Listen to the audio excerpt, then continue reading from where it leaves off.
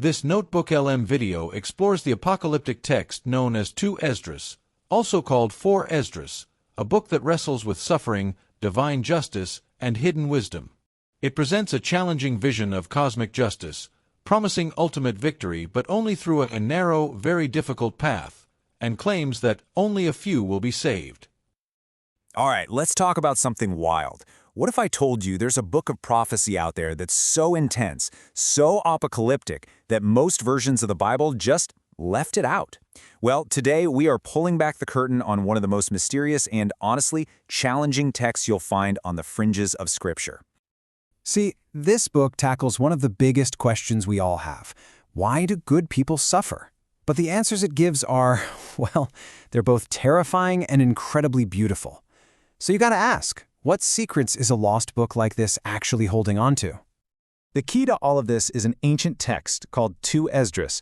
Its story, its message, it's just absolutely fascinating. So let's dive in and really explore what this thing has to say.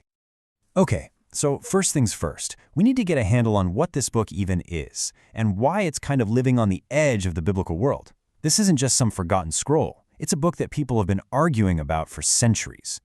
So, 2 Esdras is what you'd call an apocalyptic book. Now, tradition says it was written by the famous scribe Ezra, but most scholars are pretty sure its core, a section we call 4 Ezra, was actually written in the late 1st century. And that's key, because it was written right in the aftermath of a huge, traumatic event for the Jewish people.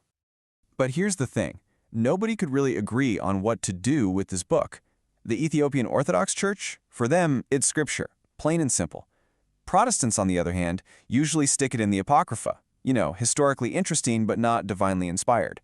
And get this, even Jerome, the guy who translated the Latin Vulgate Bible, just tossed it in an appendix. He basically said, look, I'm putting this here so it doesn't get lost, but that's it. That controversy alone just adds to this aura of mystery around it. To really get why this book is so powerful, you have to understand the crisis that it came from. This isn't just some abstract theological debate, it's a raw cry of pain from a people who were pushed right to the brink. So picture this. The year is 70 CE.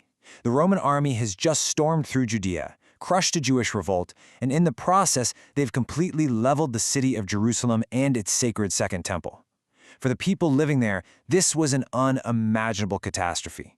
It wasn't just losing a war, it felt like their entire world, their entire faith was collapsing. And this is the question that Ezra just screams at God in the book. Why is this happening?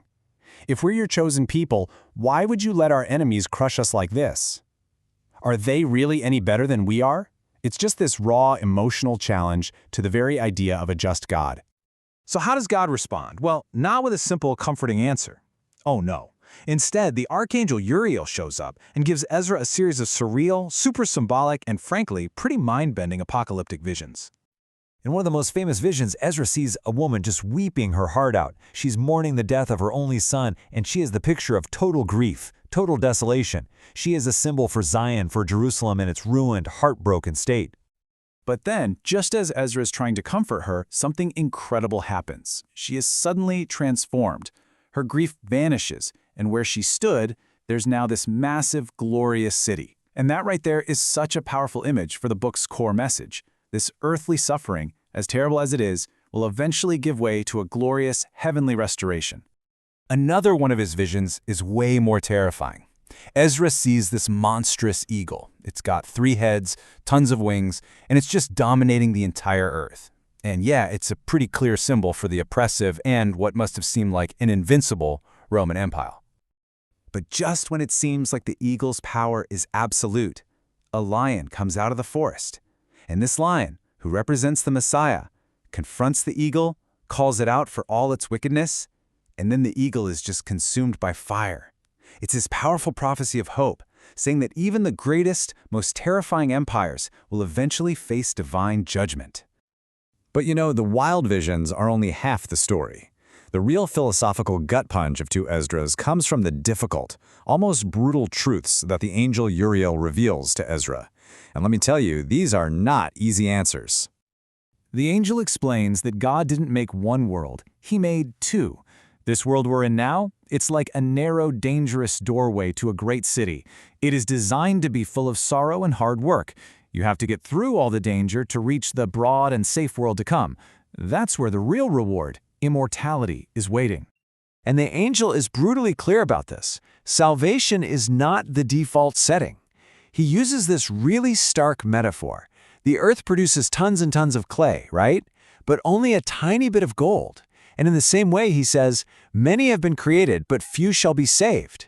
Wow! I mean, that is a deeply unsettling idea to wrestle with. But for those few who do make it, the reward is extraordinary.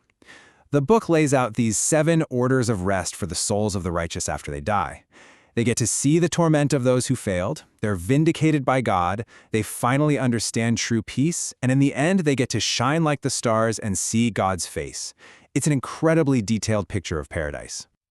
Now, you might think a book this weird and this difficult would just kind of fade away into history, right? Well, you would be wrong. Its legacy is actually pretty shocking, and it has influenced some major historical moments. You know the famous prayer from the Catholic funeral mass, "Eternal rest grant unto them, O Lord"? Yep, the text is based on a verse right out of 2 Esdras. And get this, Christopher Columbus actually quoted a verse from this book, one that describes the earth as 6 parts land and 1 part water, to convince the Spanish monarchs to fund his voyage to the Americas.